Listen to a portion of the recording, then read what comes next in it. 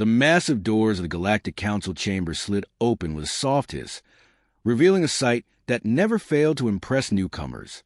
The circular room stretched upward like the inside of a giant crystal, its walls made of some translucent material that caught and scattered light from distant stars. Hundreds of seats arranged in concentric circles faced a central platform where speakers could address the assembly. Kim Taho stepped through the entrance, his black diplomatic uniform simple, compared to the elaborate robes and ceremonial armor worn by many other delegates. He was of average height for a human, with dark hair neatly combed and sharp eyes that seemed to take in everything at once. Behind him walked two other humans, Lee Minho, a younger man with wire-rimmed glasses who carried several data tablets, and Park Soyoung, a woman in her 30s whose calm expression hid years of experience in cultural analysis. The chamber buzzed with activity as representatives from dozens of different species took their seats or moved between groups, conducting last-minute negotiations before the formal session began. The air filled with a mixture of sounds, the melodic tones of the Altarians, the deep rumbling of Korthak speech, the rapid clicking of Nexary communication, and the whistle-like language of the Zephyrians. Taho found the human section easily enough. It was smaller than most others, reflecting Earth's recent admission to the Galactic Council just 3 years ago. The seats were standard issue, nothing fancy, positioned in what most would consider a less prestigious area of a chamber. As the three humans settled into their places, Taho noticed the familiar looks from nearby delegates. Polite but dismissive glances that clearly said the humans were tolerated rather than welcomed. To his left sat the Altarian delegation, their pale blue skin almost glowing under the chamber's lights. Their large, dark eyes occasionally flicked toward the humans with something that might have been curiosity, but more likely was mild annoyance at having to share space with such a primitive species. The Altarians had been part of galactic society for over 2 centuries and considered themselves among the more sophisticated civilizations. Across the chamber, the Korthak military delegate dominated a section, simply by existing. Standing nearly 8 feet tall with 4 powerful arms and skin like gray stone, Commander Vex Mailer represented one of the galaxy's most feared warrior races. His people had joined the council through strength rather than diplomacy, and everyone knew it. The massive alien's red eyes swept the room constantly, as if evaluating every other species for potential threats. The Zephyrian Trade Minister occupied the section directly opposite the humans. Her name was something unpronounceable to human vocal cords, but her translator rendered it as flowing wind through crystal caves. Her blue-scaled skin shimmered as she moved, and the small crest on her head fluttered with what seemed to be agitation. The Zephyrians controlled several major trade routes and were not happy about recent disputes over shipping rights. Near the center of the chamber, the Vorthan ambassador's tentacles writhed slowly as he reviewed documents on a floating display. The Vorthans were known for their patience and philosophical approach to problem-solving, but even they seemed frustrated with the ongoing territorial disputes that had dominated recent council sessions. Their aquatic homeworld gave them a unique perspective on resource management that other species often found difficult to understand. The Nexary delegate produced a series of rapid clicks and chirps that his translator converted into standard galactic. His insect-like features made it impossible for other species to read his emotions, but the increasing speed of his communication suggested impatience. The Nexary were brilliant engineers and had little patience for what they saw as inefficient political processes. As more delegates filed in, the chamber's automated systems adjusted lighting and atmospheric conditions to accommodate the various species' needs. The humans required nothing special. Their homeworld's conditions were considered fairly standard by galactic norms. This was both an advantage and a disadvantage, as it meant they could travel anywhere without special equipment, but also marked them as unremarkable in a galaxy full of exotic adaptations. Taho opened his tablet and began reviewing the day's agenda while his colleagues did the same. To any observer, they appeared to be doing exactly what every other delegation was doing, preparing for another routine council session filled with trade disputes, territorial negotiations, and the usual political maneuvering that kept the galaxy's various civilizations from each other's throats. The formal session wouldn't begin for another few minutes, giving delegates time to conduct informal discussions. Around the chamber, small groups formed and dissolved as representatives tried to build support for their positions or gather information about their rivals' intentions. The humans received few such approaches. Most species still viewed Earth as too new and too weak to be worth serious diplomatic attention. What none of the other delegates realized was that while they focused on immediate concerns and short-term advantages, the humans had spent the past 3 years doing something entirely different. As conversations swirled around them in dozens of languages, and as ancient rivalries and new alliances shaped the political landscape, Kim Tae-ho and his team simply watched, listened, and learned. They had been preparing for this day in ways that would soon shock the entire galactic community. The formal session began with the usual ceremonial greetings and acknowledgement of each delegation's presence. Council Speaker Thalvaresh, a towering figure from the ancient Dominari race, called the assembly to order with a voice that resonated through the chamber's crystal walls.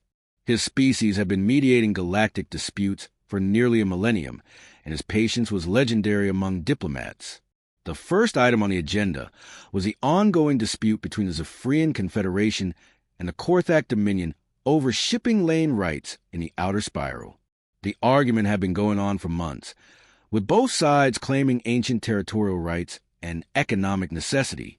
Neither seemed willing to compromise, and the situation was affecting trade throughout that sector of the galaxy. Flowing wind through crystal caves rose from her seat, her blue scales catching the light as she addressed the assembly. Her voice carried the musical quality typical of her species, but underneath the melody was clear frustration. The Korthak continue to ignore established trade protocols, she said, her translator converting her native language into Standard Galactic. Their military escorts are disrupting commercial traffic and demanding tribute from legitimate merchant vessels. Commander Vexmailer's response was immediate and thunderous. The massive Korthak stood, all four of his arms gesturing emphatically. The Zephyrians speak of established protocols while they flood our space with ships that carry weapons disguised as mining equipment. We protect what is ours by right of conquest and settlement. The argument continued for nearly an hour, with other delegates occasionally interjecting questions or offering suggestions that neither side seemed interested in hearing.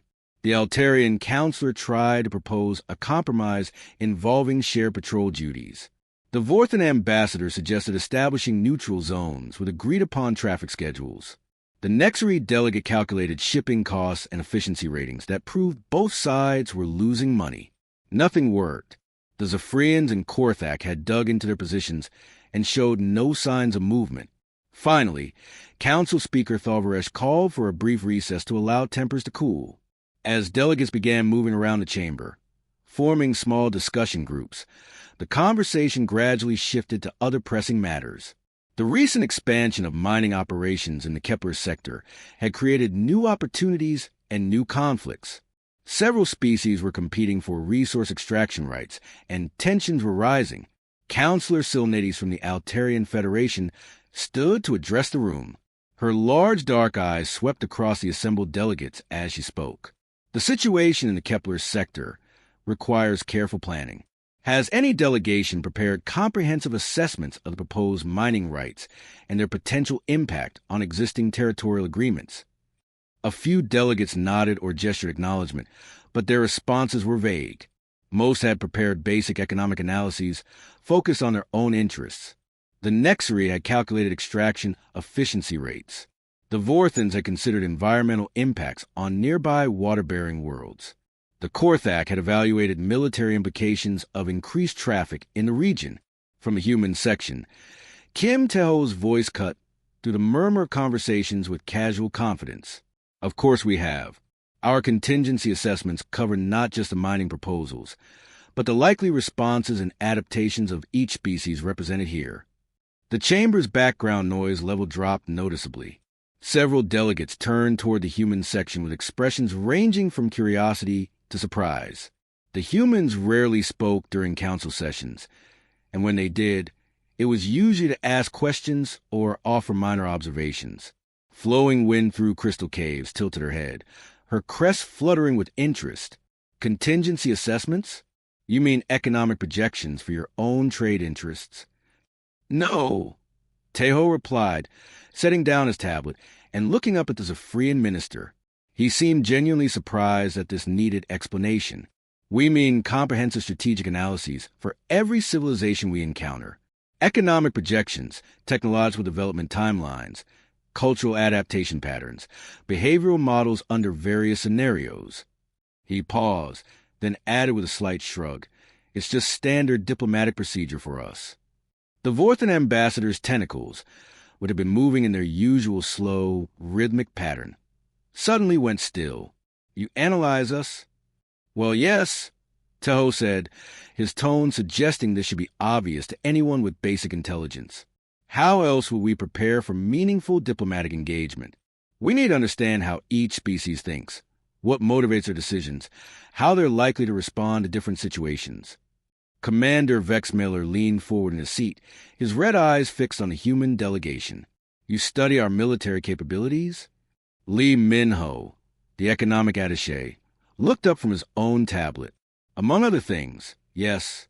Economic systems, social structures, technological capabilities, historical patterns of behavior. It's all relevant to successful diplomacy." Park So-young added, "We also analyze cultural factors that might influence decision-making, religious beliefs, traditional values, generational changes in thinking, everything that might affect how a species approaches negotiations or responds to various proposals." The silence that followed was different from the usual pauses in council debates. This wasn't the quiet of delegates considering their next arguments or waiting for translation. This was the silence of beings suddenly realizing they might not understand the situation as well as they thought they did. Counselor Silnades was the first to break it. "When you say you analyze every species, you mean every species currently represented in this chamber?" Tahoe nodded matter-of-factly. "Every species we've encountered, actually, but yes, everyone here is included in our assessments." The silence stretched for several uncomfortable seconds before Lee Minho spoke up, apparently oblivious to the tension his colleague's words had created. He adjusted his wire-rimmed glasses and consulted his tablet with the casual manner of someone discussing routine paperwork. "For instance, we predicted the Vorthan expansion into the Kepler sector approximately 18 months before it was officially announced," he said, his voice carrying the matter-of-fact tone of someone stating an obvious truth. The resource consumption patterns from their home system, combined with population growth metrics and their cultural emphasis on controlled expansion, made it practically inevitable. The Vorthan ambassador's tentacles twitched violently. Throughout the galaxy, Vorthans were known for their careful, secretive planning. Their expansion into Kepler had been discussed in closed sessions for years before any public announcement. The idea that humans had simply calculated it from public information was deeply unsettling. "How could you possibly know our population data?" the Vorthan demanded, his translator giving his words a sharp edge that his species rarely displayed.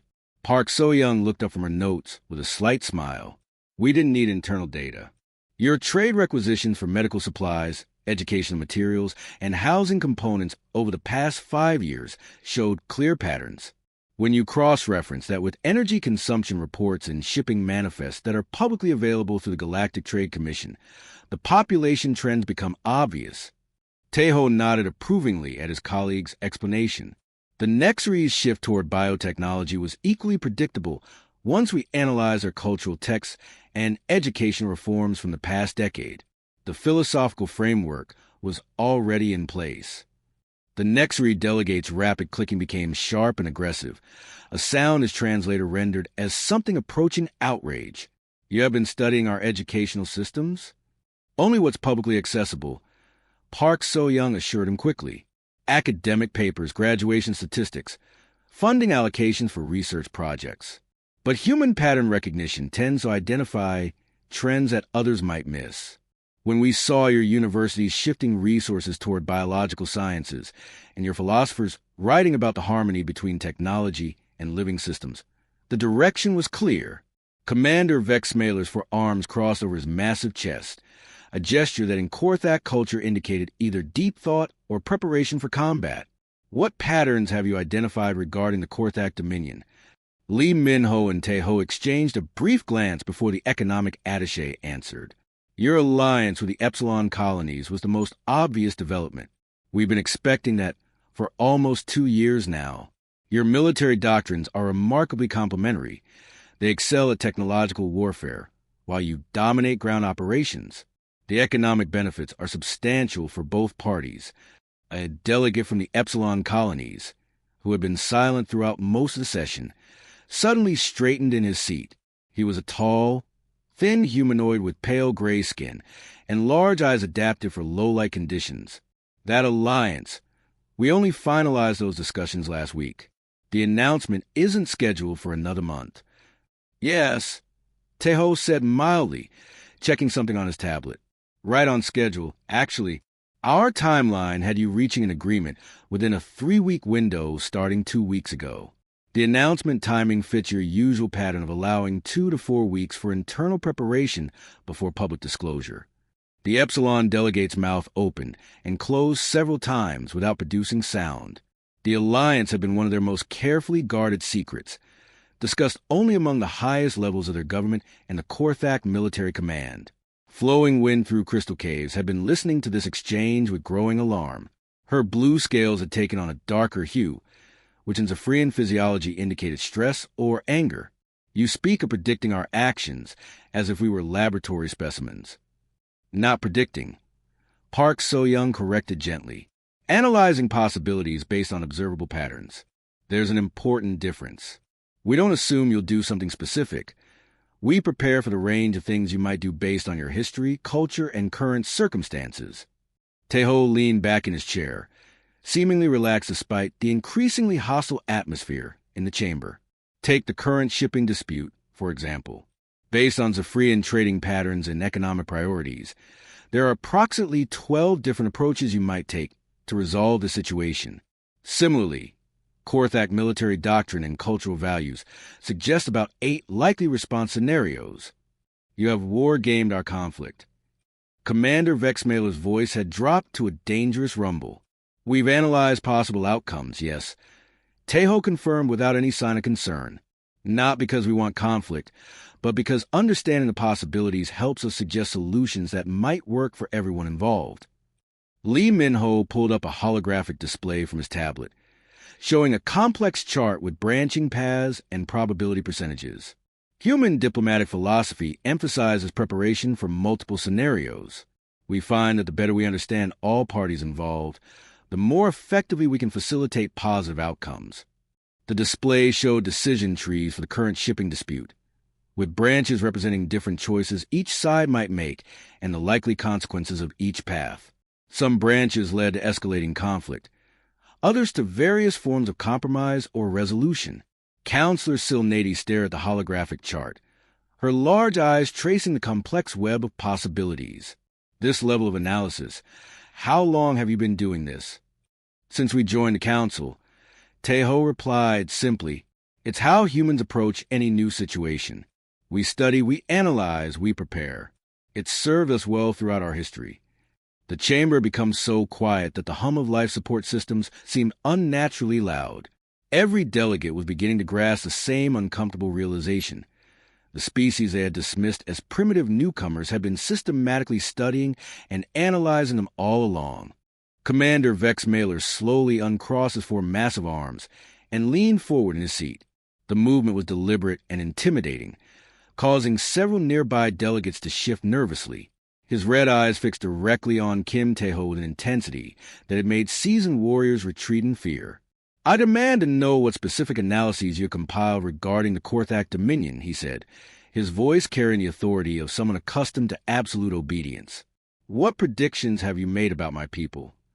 Teho met the Korthak's stare without flinching, though he did pause to consider his words carefully.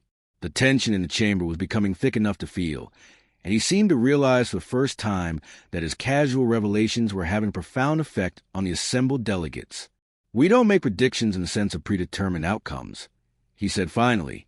We prepare scenarios, multiple possibilities based on different circumstances and decisions. For the Korthak Dominion alone, our current databases contain approximately 4,700 different scenario trees, updated weekly based on new information. The number hit the chamber like a physical blow. Several delegates gasped audibly, while others sat in stunned silence. 4,700 scenarios for a single species was beyond what most civilizations maintain for their entire diplomatic portfolios. 4,000, Counselor Silnides whispered, her melodic voice barely audible through the translator. How is that even possible? Lee Minho pushed his glasses up his nose and expanded his holographic display. Each scenario accounts for different variables: economic conditions, leadership changes, technological developments, external pressures, cultural shifts. When you factor in all the possible combinations and their interactions over different timescales, the numbers add up quickly. Park So-young noticed the growing distress among the delegates and tried to provide reassurance. It's not aggressive intelligence gathering. This is simply how humans think. We prepare for multiple possibilities because uncertainty makes us uncomfortable. Hope for the best, prepare for the worst, is fundamental to our nature. But for 1,000 scenarios, the Vorthan ambassador said, his tentacles writhing with agitation, that suggests you have analyzed every aspect of our civilizations in extraordinary detail. Well, yes, Teho admitted. Economic models, social dynamics, technological progression rates, likely responses to various stimuli, leadership succession patterns, resource needs, cultural evolution trends. It's how we determine the best approaches for cooperation and mutual benefit. The Nexery delegate's clicking had become so rapid that his translator was struggling to keep up. When the mechanical voice finally spoke, it carried an edge of panic. You're saying you've been gaming out our entire civilization? All of our civilizations. All of them. Teho confirmed matter-of-factly. Every species we've encountered since joining the Council. It would be irresponsible for us not to. Lee Minho manipulated his holographic display, showing a vast network of interconnected scenarios. For example, our models predicted the current shipping dispute between the Zephyrians and Korthak within a 6-month window 2 years ago. We also projected the likely negotiation positions each side would take, the compromise solutions they'd be willing to accept, and the external factors that would influence the timeline. Flowing Wind through Crystal Cave stared at the display in horror. You knew this conflict was coming and said nothing? Preventing it wasn't our role at the time, Park So-young explained gently. We were still new to the Council and focused on observation rather than intervention. But now that we're more established, we'd be happy to suggest resolution approaches that our models indicate would be acceptable to both parties. The revelation that humans have been silently watching and analyzing a conflict they could have helped prevent sent a new wave of unease through the chamber. Several delegates began whispering urgently among themselves in their native languages. Commander Vexmailer's expression had shifted from anger to something approaching respect mixed with wariness. Your species possesses intelligence capabilities that rival our best military analysts. It's not military intelligence, Teho said quickly. It's diplomatic preparation. Everything we analyze comes from publicly available sources: trade records, cultural exchanges, academic publications, official government statements. We just process that information more systematically than most species seem to. More systematically, repeated the Epsilon delegate, who was still struggling with the fact that his most secret alliance had been predicted years in advance. You make it sound routine. Lee Minho shrugged. For humans, pattern recognition and strategic thinking are routine. Our evolutionary history favored individuals who could predict animal behavior, weather patterns, seasonal changes, and the actions of other humans. Those same cognitive abilities work just as well for analyzing galactic civilizations. The chamber had become so quiet that every small sound seemed amplified. The soft hum of environmental systems, the subtle creaking of seats as delegates shifted position, the occasional beat from a translator recalibrating. All of it seemed unnaturally loud in the tense silence. Council Speaker Thalvaresh, who had remained silent throughout this exchange, finally spoke. His ancient voice carried centuries of diplomatic experience, but even he seemed shaken by what he was hearing. In 900 years of mediating galactic disputes, he said slowly, I have never encountered a species that approached interstellar relations with such comprehensive preparation. Thank you, Teho said, apparently taking this as a compliment rather than the expression of concern it was intended to be. The realization was settling over every delegate in the chamber. The species they had dismissed as primitive newcomers had been quietly outthinking them all. The formal session came to an end 2 hours later, but the real drama began as delegates filed out of the grand chamber. Instead of the usual quick departures and hurried conversations about routine matters, Clusters of representatives gathered in the corridors outside, their voices low and urgent. The casual revelations from a human delegation had fundamentally changed how every species viewed their position in the galactic community. Near the main exit, the Altarian counselor stood with 3 other delegates from smaller worlds, their conversation conducted in hushed tones. Silnades kept glancing toward the human section, where Kim Tae-ho was calmly packing his tablet and papers as if nothing unusual had happened. "They've been watching us," she whispered to her companions, "studying us like specimens in a laboratory. How many of our diplomatic secrets do they know? How many of our weaknesses have they identified?" The delegate from a crystalline hegemony, a being whose translucent body reflected the chamber's lights in rainbow patterns, nodded nervously. "My government believed our trade negotiations with the Outer Rim were completely confidential. But if humans can predict Vorthan expansion and Korthak alliances, what else do they know?" Meanwhile, the Vorthan ambassador had approached the Nexari delegate near the chamber's central area. Both species were known for their methodical thinking, but the humans' analytical capabilities seemed to dwarf their own careful planning processes. "For 1,000 scenarios for a single species," the Vorthan said, his tentacles moving in slow, agitated patterns. "My government's strategic planning department maintains perhaps 24 contingency plans for our most important relationships. These humans have been thinking on a completely different scale." The Nexari's rapid clicking translated to agreement tinged with anxiety. "Our best predictive algorithms focus on technological development and resource allocation. We never consider the need to model the behavioral patterns of every species we encounter. Perhaps this is why human diplomatic suggestions always seem so precisely targeted." Across the corridor, Flowing Wind Through Crystal Caves was engaged in an animated discussion with several other trade-focused delegates. Her blue scales had returned to their normal hue, but her crest still fluttered with nervous energy. "They knew about our shipping dispute 2 years ago," she said, her musical voice carrying clearly through the translator. 2 years. They could have suggested solutions, prevented the economic losses we've all suffered, but they chose to simply observe and analyze instead. The delegate from the Mercantile Federation, a short, broad humanoid with 4 arms optimized for complex manual tasks, gestured emphatically. "That's what concerns me most. They possess analytical capabilities that could benefit everyone, but they've been keeping this knowledge to themselves. What else are they hiding?" As these conversations continued, Kim Tae-ho finally stood and began walking toward the exit with his 2 colleagues. The 3 humans moved calmly through the corridors, seemingly unaware of the intense scrutiny they were receiving from every direction. Other delegates stepped aside to let them pass, some with expressions of newfound respect, others with barely concealed wariness. The Vorthan ambassador intercepted them near the main exit. His usually composed demeanor showed cracks of uncertainty as he addressed the human delegation directly. "Ambassador Kim," he said, his tentacles writhing with what seemed to be a mixture of curiosity and concern, "your species' analytical capabilities are extensive, more extensive than any of us realized." Tae-ho paused, looking genuinely puzzled by the attention they were receiving. "They're natural," he replied simply. "Humans have always been persistence hunters and social strategists.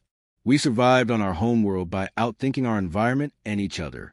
That basic approach hasn't changed much, even in space." "But the scope," the Vorthan pressed. "For 1,000 scenarios for each species? Most civilizations don't maintain that level of analysis for their closest allies." Park So-young stepped forward, her calm expression suggesting she was trying to defuse the growing tension. "It's not about mistrust or aggression. Humans simply feel more comfortable when we understand our environment. We analyze everything, weather patterns, economic trends, social movements, technological developments. Other species are just part of that larger pattern recognition process." Behind the Vorthan, other delegates had begun gathering, drawn by the conversation. Commander Vex Mailer pushed through the crowd, his massive frame towering over everyone else. For a moment, the corridor fell silent as beings waited to see how the Korthak would respond to the humans' revelations. Instead of the anger or threats many expected, Vex Mailer's voice carried a tone of grudging respect. The Korthak Dominion would be interested in discussing consultation arrangements. Your analytical methods could benefit our strategic planning capabilities. The suggestion sent a ripple of surprise to the gathered delegates. The Korthak were known for their independence and military pride. The idea that they would seek advice from another species, especially one they had previously dismissed as weak, represented a significant shift in galactic politics. Tejo smiled politely, his response diplomatic but non-committal. We'd be happy to explore mutually beneficial information-sharing arrangements, of course. Cooperation benefits everyone. As the human delegation continued toward their transport, conversations resumed throughout the corridor with renewed intensity. The three humans walked calmly through crowds of beings who now viewed them with a mixture of wariness, respect, and calculation. In the span of a single council session, humanity had transformed from a galactic community's overlooked junior member to its most formidable strategic intelligence. And they had accomplished this transformation not through threats or displays of military power, but simply by being themselves. The end.